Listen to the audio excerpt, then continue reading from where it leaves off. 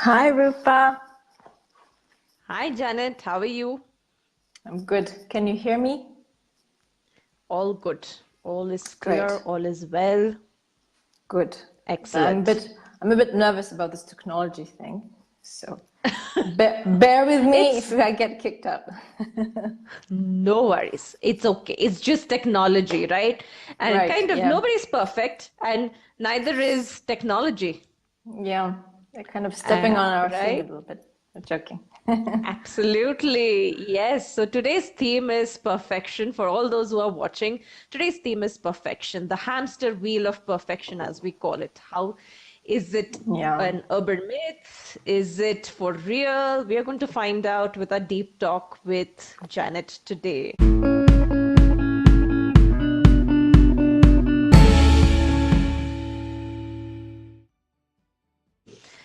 Okay, so Mm. Janet, what's the first thing that comes to your mind when we say perfection?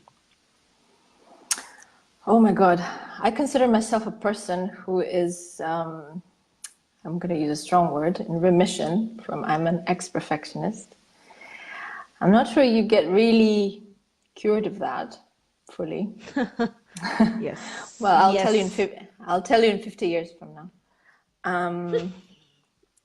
Don't hold your breath. So, what comes to my mind about when I hear perfection is it's I associate it with a lot of helplessness. With I feel very helpless when I hear perfection, and also I feel, let's say, pity in a way Mm-hmm. that perfection is something that makes us this constantly searching for something that does not really exist, right? So Yes. I don't believe in perfection. Do you believe in perfection? So I think I will match you in saying that yes, I too have been guilty of being an ex-perfectionist. Okay. But I think today, as where I stand, my perspective about perfection has radically changed. Um, when I think of perfection, like you said, that's the first thing that comes to my mind is helplessness. It just feels as if you're willing to do anything to not give a chance for rejection. Yeah. So I see perfection as something that shields you from rejection versus going in for that positive acceptance. Like, I am who I am and I'm happy who I am. I accept who I am. And perfection kind of puts me in the mode, I hope nobody rejects me.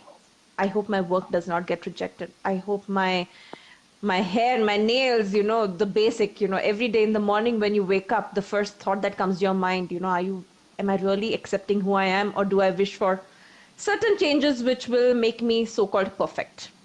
Yeah. Yeah, that's true. So it just feels like the biggest barrier for acceptance. And that's the realization which has come probably in the last 5 years, that the only thing that ever really stops me from accepting myself is that threshold of perfection, which I don't even know who defines it. Exactly. Yeah, that is a very good point. Really, Yeah, who so, defines perfection? yes. And okay, even if somebody defines it, who's to say that, that person has the authority to define it? Or that maybe they do have an authority for themselves, but True. do we have an authority to decide for others? Because what Yeah.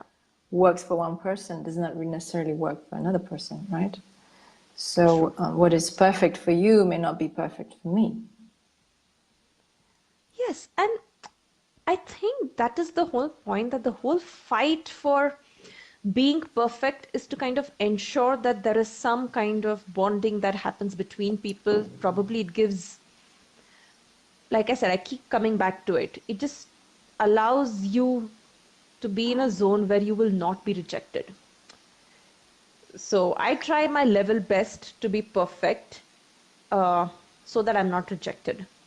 That is the negative aspect. I also do feel that at times perfection also helps you, but first, let's just, I think, if there is anything more, I won't say negative, but probably something which is coming up against perfection, let's talk about it, because I do feel that that attitude of perfection also helped me to reach where I am today.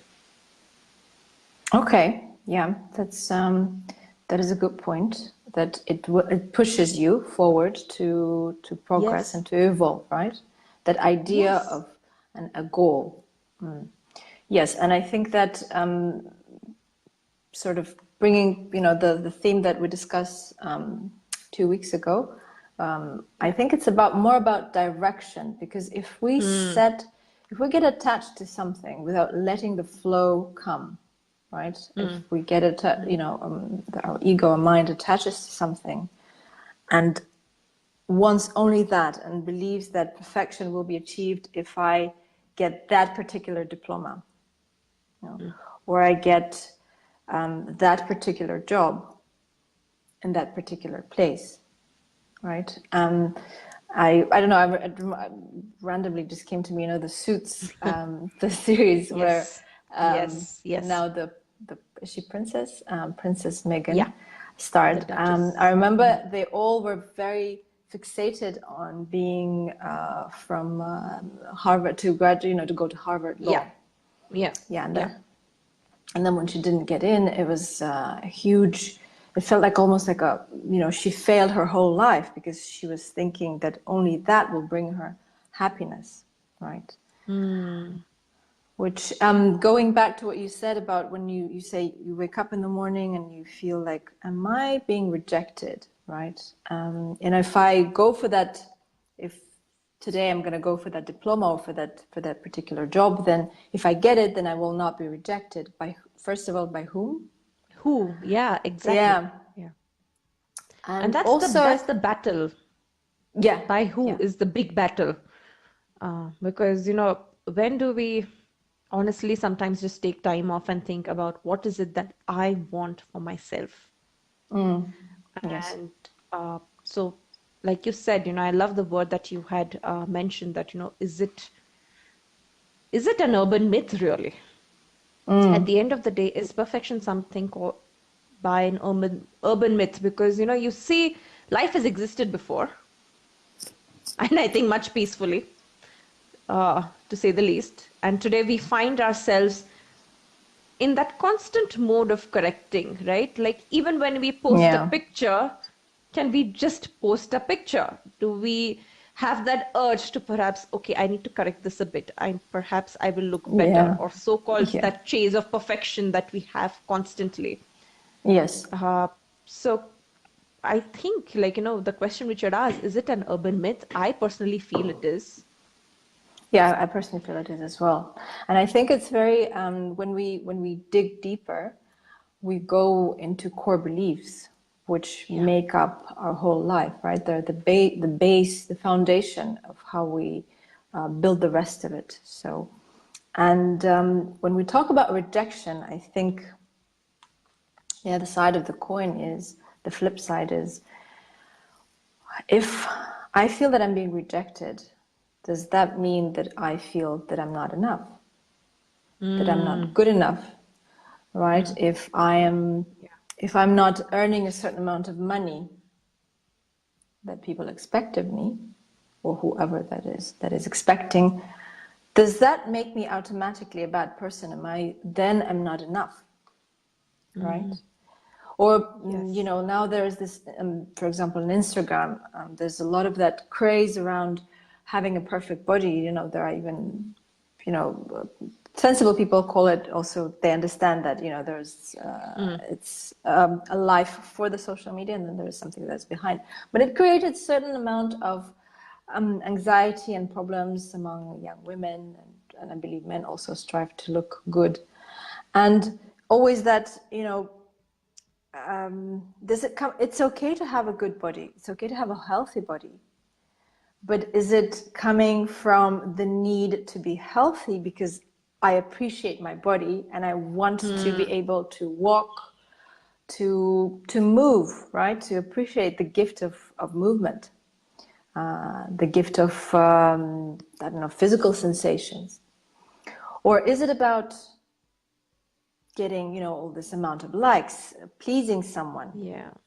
So when we So there's step that out of secret, ourselves, so there is a secret seek of appreciation that is leading us or that is pushing us versus, like you said, coming from a healthy state of mind that, you know, I am grateful for this healthy body, or yeah, am I doing it because, oh, I want to be appreciated for this?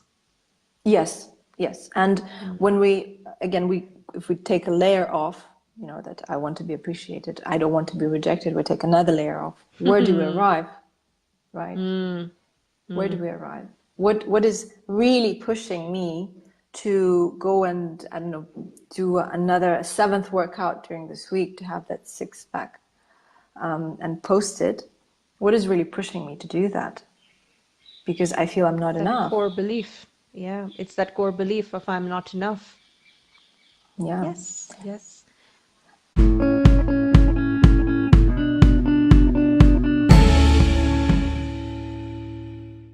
So yes. I feel like we could go also over to, we were talking about taking the layers off, right? And Yeah. when we're looking for that something perfect that we feel that for some people there's a big theme, they would like to move to a new country and they feel that, oh, I don't like it here, but if only I went somewhere, you know, that new place will probably be perfect for me, because here I don't like the people, or I don't like my job, or, you know, there are lots of things that could go wrong.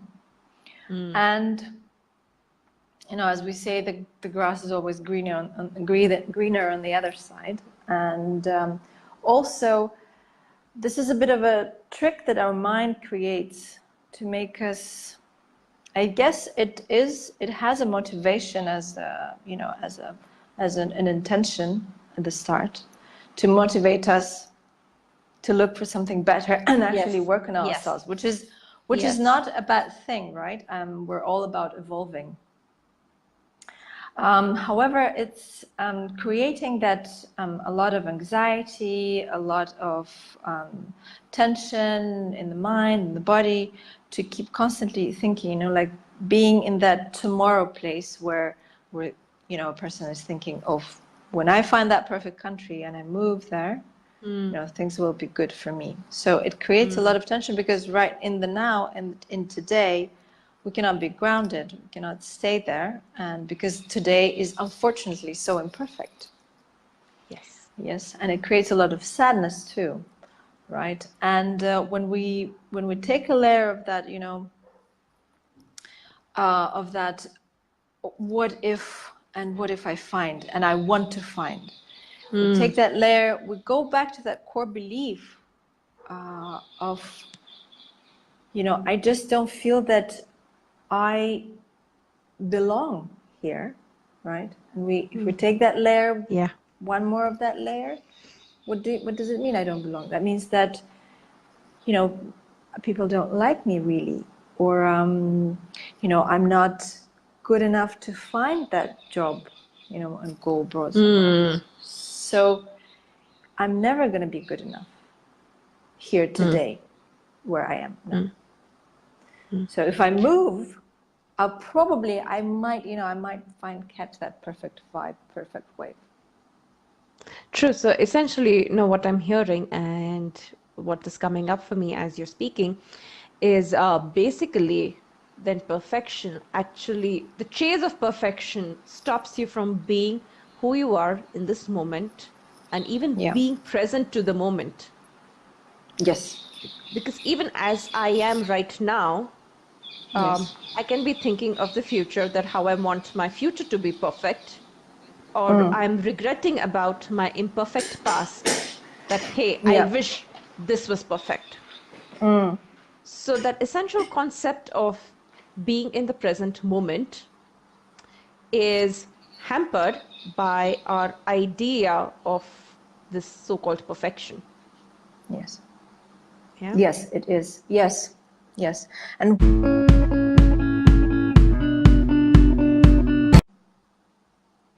about, you know, there's something that I really want to say about this value.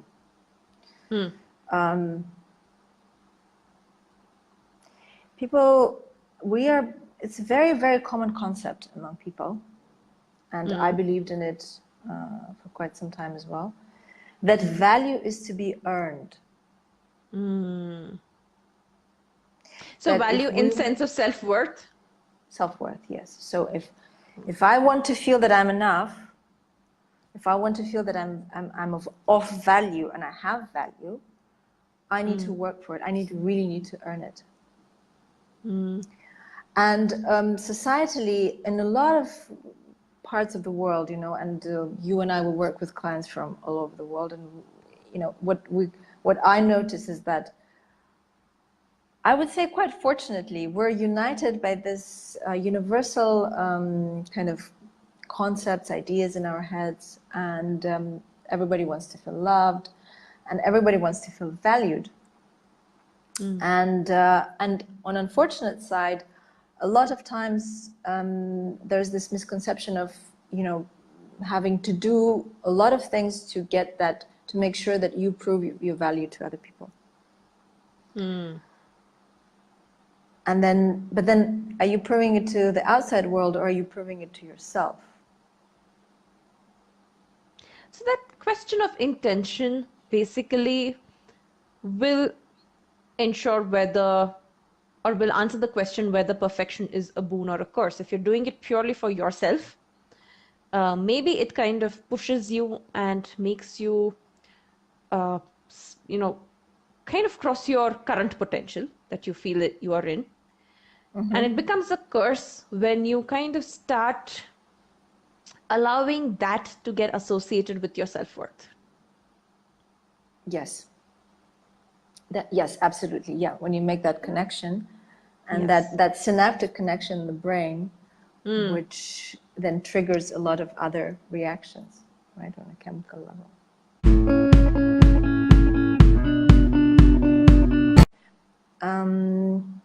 All right, so we understand that perfection is something that we cannot reach, right? The best product is yet to be, you know, produced tomorrow. Or is going to be produced yeah? tomorrow. Yeah. Tomorrow, yeah. However, I believe that there is hope. How can we turn that around and make it work for us? You know, with the what comes to your mind? I can say what comes to my mind. I read recently. I've been introduced to a new word which I absolutely love, what Swedish call lagom. I'm not sure if I'm pronouncing it correctly. Okay. So it's spelled Lagom. Okay. And it says, not more, not less, just right. And I love that concept. It is perfect, for the lack of a better word. because if I have not, because this actually makes me, I don't divide myself from others, or others are not somewhere on that mountain, you know, that I cannot reach. Because if I know that, what is it that for me is not more, not less, and just right? It's like putting food on your plate, right? Yeah. Yeah, to make it like a simpler kind of concept understanding. For example, can I eat for 10 days ahead? I can't, right? I wish I could, but I can't. Can't. Yeah. We can't do that. And so what is that, let's say, perfect amount of food that is needed for me in this moment? And when we tune in into our inner self, when we actually know what our body needs, what is other needs that are coming up, because, you know, food is a huge theme. I don't like chocolate cravings, for example. Let's be honest. How many times? How often does the body actually need chocolate? But that's okay. Sometimes we want that, a little bit of that sweetness, right? Because it satisfies something else.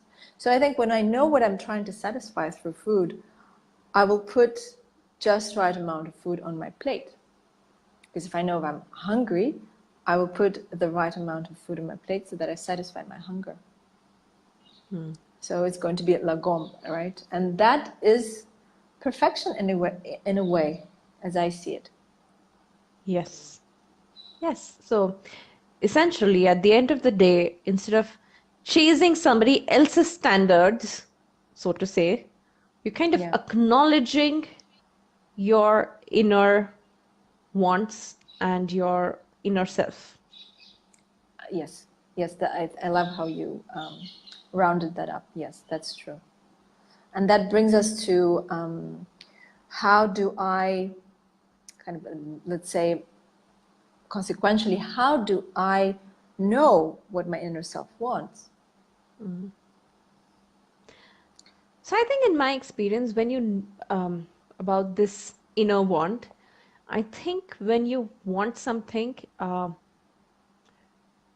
think if it's bringing a smile to me, and when I say smile to me, not necessarily smile to my face, but just to Yeah.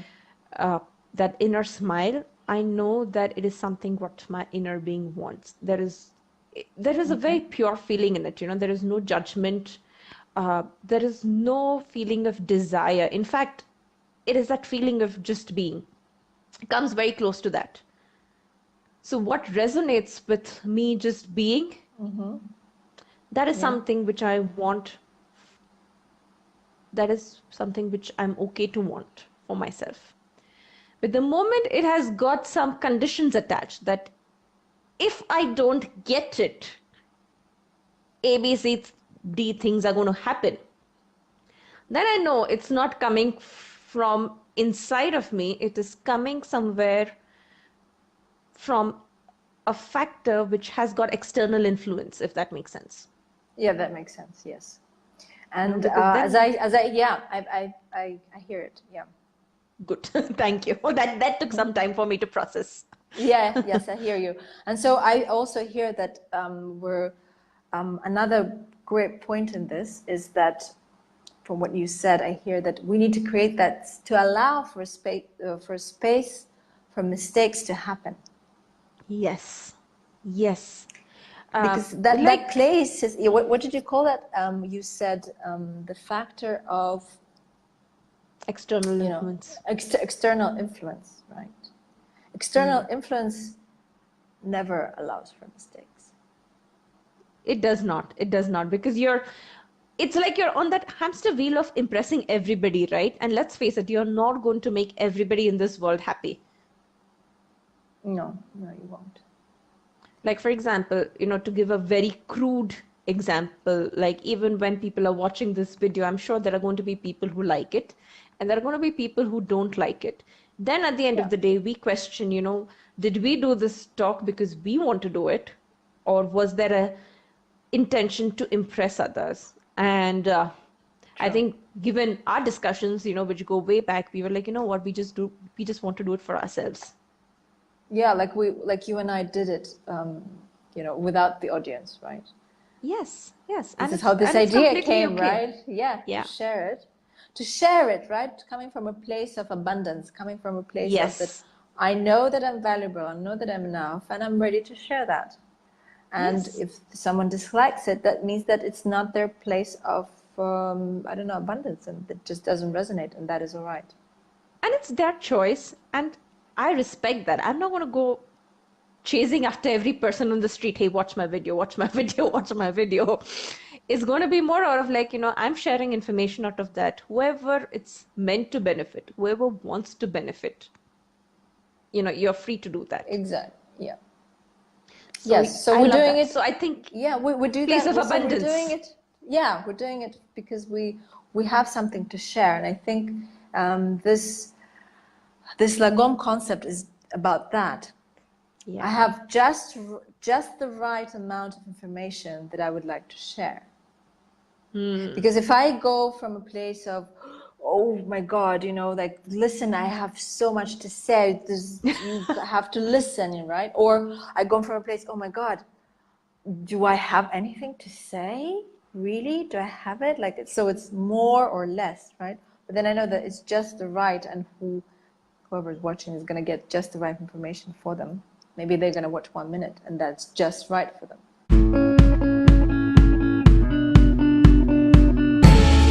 Okay, so do we have any techniques which can help people break free from this hamster wheel of perfection that we spoke about? Yeah. One technique that is coming up, it's not an Mm-hmm. easy one because it's Mm-hmm. not an obvious one, but I Mm-hmm. feel it is needed. It's to allow for mistakes to happen. Yes. Because mistakes are, and I'm going to say it out loud, mistakes are what make perfection real. Mm. To allow mistakes to happen so that perfection is real. Is real, yes. Because life is made of mistakes.